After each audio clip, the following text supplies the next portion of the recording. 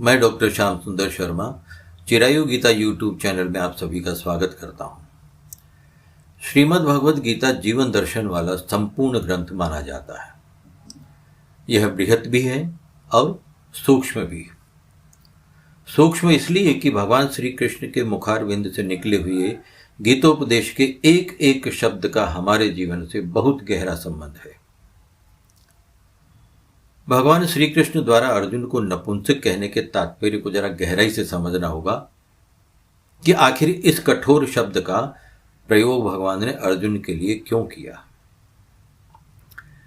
देखिए, एक सामान्य सी बात है कि जब कोई व्यक्ति उचित बात या कार्य को भी मानने या करने के लिए तैयार नहीं होता तो उसे समझाने का प्रयास किया जाता है, समझाया जाता है।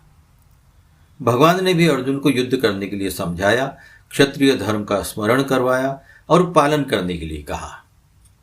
और इसके अतिरिक्त अर्जुन द्वारा कही जाने वाली सभी बातों को बहुत ही ध्यान से सुना और वो भी बिना किसी प्रतिक्रिया के।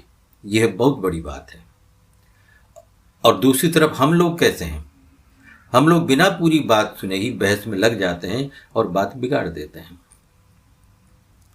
जबकि अर्जुन ने भी अपना गांडीव धनुष रख दिया था, युद्ध करने के लिए मना कर दिया था, तब तक सुनते रहे, देखते रहे। भगवान बीच में एक शब्द भी नहीं बोले, बल्कि वस्तु स्थिति को, उसकी वास्तविकता को समझने का प्रयास करते रहे कि ऐसा क्यों।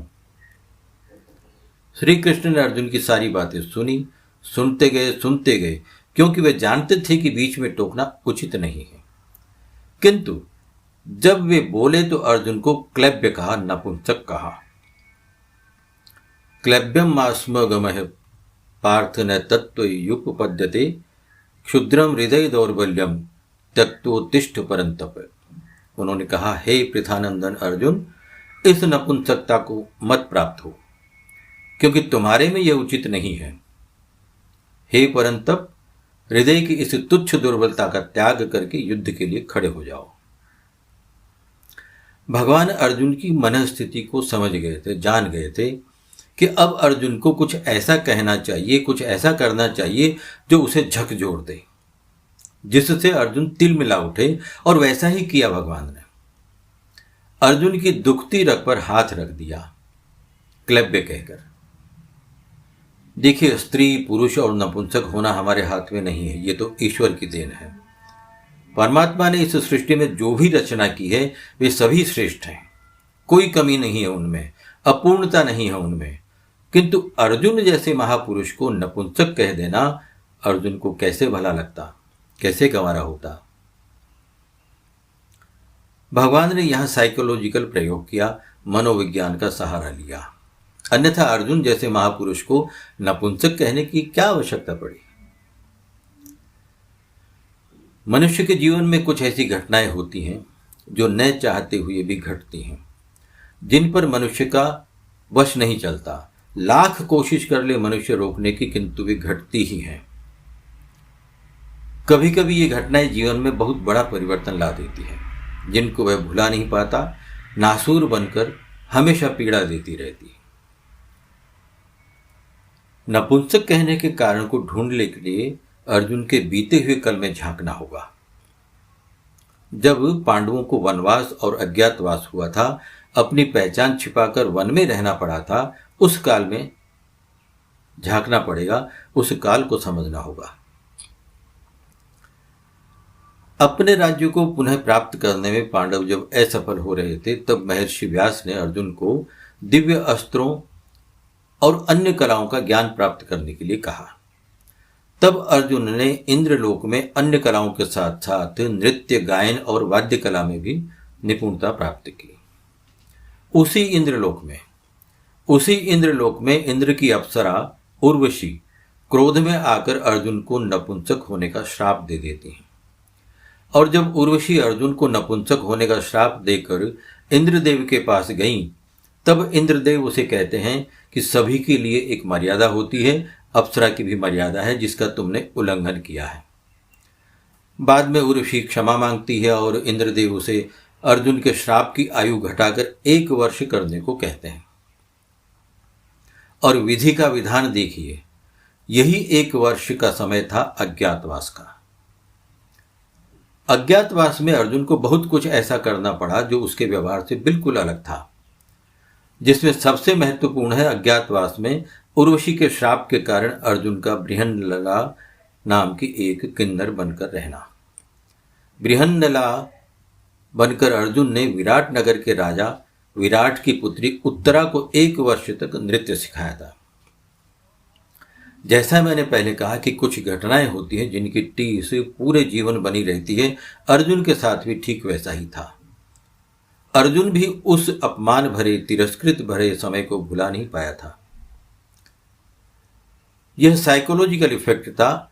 कृष्ण ने बड़ी ही चतुराई से अर्जुन पर होने वाले प्रभाव को पहले ही भांप लिया और जानबूझकर अर्जुन को क्लैब्य कहा, नपुंसक कहा। क्लैब्य कहने के 2 उद्देश्य दिखाई देते हैं जो साइकोलॉजिकल है, मनोविज्ञान से जुड़े हैं। क्लैब्य या नपुंसक शब्द पुरुष के मन को सीधा प्रभावित करता है। इस शब्द को कोई भी पुरुष अपने लिए सुनना भी पसंद नहीं करता, क्योंकि उसके पुरुषत्व को ठेस पहुंचती है।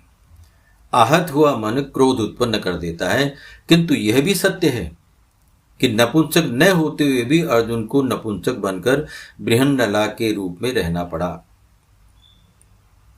मनुष्य का स्वभाव है कि वह जीवन में घटित ऐसी घटनाओं को भूलता नहीं। उसकी पीड़ा सदैव ताजा बनी रहती है और अर्जुन कोई अपवाद नहीं। उसके मन में भी यह पीड़ा थी जो उसे खाई जाती थी।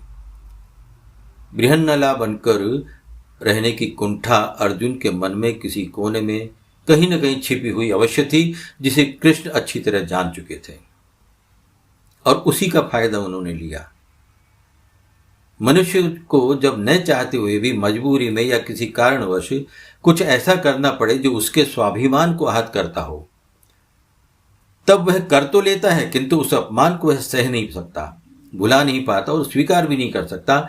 मन ही मन स्वयं से ही घृणित सा, कुंठित सा अनुभव करते रहता है और समय के साथ साथ उसकी कुंठा और बढ़ती जाती है। नपुंसक न होते हुए भी भगवान ने अर्जुन को नपुंसक कहकर उसकी कुंठा को मनोवैज्ञानिक तरीके से छेड़ा और उसकी परिणति हुई क्रोध में। आप देखिए कि श्रीमद् भगवद गीता में पहले अंश में अर्जुन में कुंठा का भाव है और फिर आधे अंश में कुंठा का विस्फोटक रूप, क्रोध रूप में परिणति, जिसका परिणाम ये रहा कि अर्जुन अकेले ही कौरव सेना पर भारी था। मनुष्य के लिए कुंठा अभिशाप बन जाती है, इसमें कोई शंका नहीं। एक सामर्थ्यवान व्यक्ति को भी नपुंसक बना देती है। सफल, शांत और सामर्थ्यवान जीवन के लिए आवश्यक है कुंठा का अंत होना, और कुंठाओं का अंत होते ही नपुंसक भाव का अंत होकर अंदर छिपे हुए महापुरुष का उदय स्वतः हो जाता है। जय श्री कृष्ण, जय श्री मोहन।